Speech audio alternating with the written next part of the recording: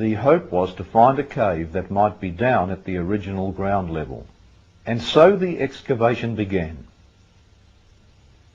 Immediately in front of the cliff face, progressively deeper and deeper. Well, it was not long before there were uncovered several niches, resembling recessed bookcases. And as the digging went deeper, there were found to be 3 of these. As the digging continued down, there was exposed, about 14 feet below the niches, a bedrock. This was a ledge extended 8 feet, about 2.5 metres out from the cliff face. And as the overlay of earth was cleared away, there appeared set into the rock a square shape. It appeared to be a plug, a stone plug. On close examination, there were found to be 2 finger niches with which to pull it up. And under that plug was found to be a post hole going down over 1/2 metre, actually 23.5 inches deep into the rock. A square hole with a plug sealing it over. We have this plug in our possession. There were several objects in the chamber. These were covered over with black, dry rotted animal skins. Over these were dry rotted wooden timbers, and on top of the timbers were stones. And Ron came along over the stones between them and the ceiling. He glimpsed a black stone case. It had a flat stone top, which was cracked completely in 2. And there was found to be a crack in the ceiling.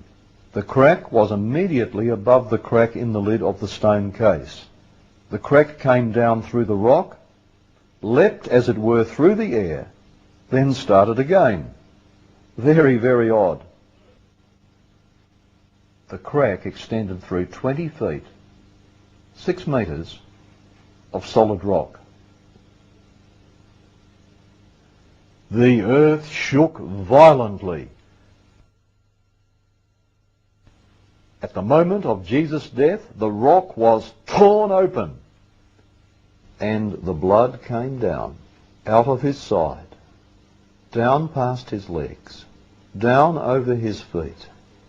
It poured into the crosshole and down through the crack in the rock that had been opened to receive it, then straight onto the lid of the stone case, and it sprinkled onto the mercy seat inside that stone case, the mercy seat of the actual Ark of the Covenant. And how do we know that? Because the crack has been closely examined, and it shows copious amounts of blood having flowed down into it. It's still there, and it's human blood.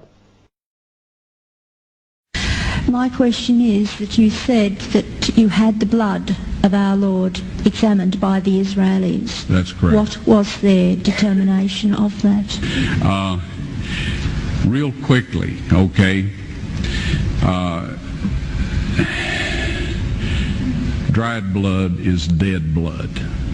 Everybody knows that, all right? They can test the blood of the pharaohs, the mummies of the pharaohs, all right? There's certain things they can do.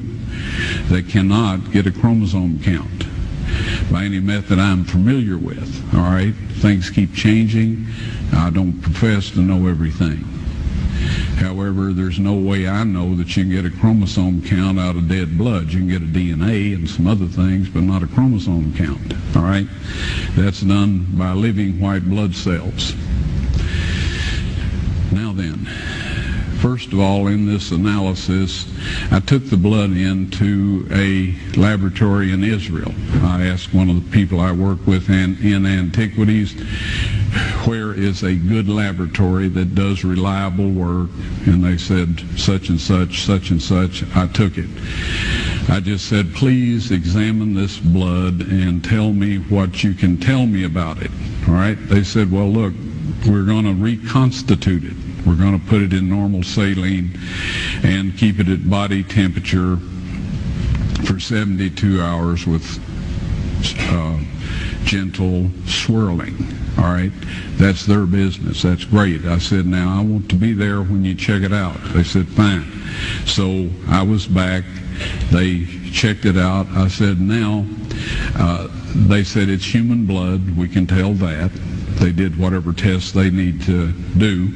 And then I said, take some of the white blood cells and put them in a growth medium and keep them at body temperature for 48 hours. And they said, well, that'll do no good because it's dead blood. I said, would you please do that for me? And they said, okay, we'll do it. So anyway, I said, I want to be there when you take it out and examine it.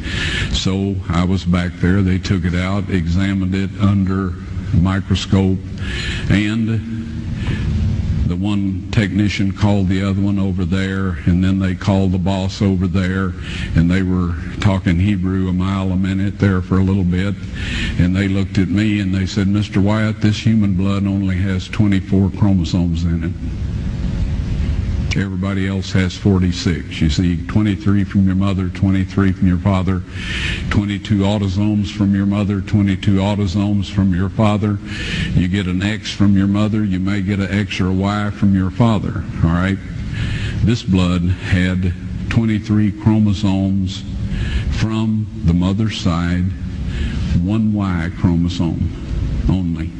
You see, the child could not have developed if they hadn't had the autosomes from the mother. So all of his physical characteristics were determined by his mother's side of the family, her autosomes. His maleness was determined by this one Y that came from the source, not a human male. Then they said, this blood is alive. And then they said, whose blood is this?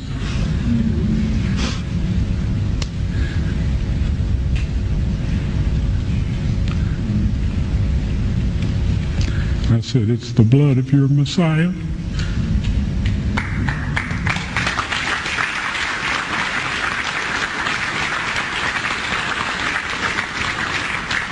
And I assure you, those men's lives have changed. Dengan darahmu kau tebus dosaku, dengan nyawamu kau tukar hidupku. Kini aku sepenuhnya milikmu. Akulah anakmu. Yesus, Yesus, Yesus, ku berseru. Yesus, Yesus, ku panggil namamu. Pengabdianku hanya padamu.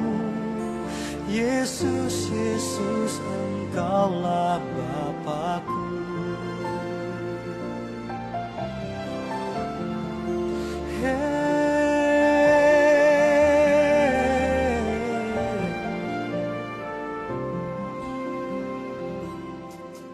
Dengan darahmu kau tebus dosaku, dengan nyawamu kau tukar hidupku. Kini aku sepenuhnya milikmu. Akulah anakmu. Yesus, Yesus, Yesus, ku berseru. Yesus, Yesus, ku panggil namamu. Pengabdianku hanya padamu. Yesus, Yesus, Engkaulah Bapakku. Yesus, Yesus, Yesus, ku berseru. Yesus, Yesus, ku panggil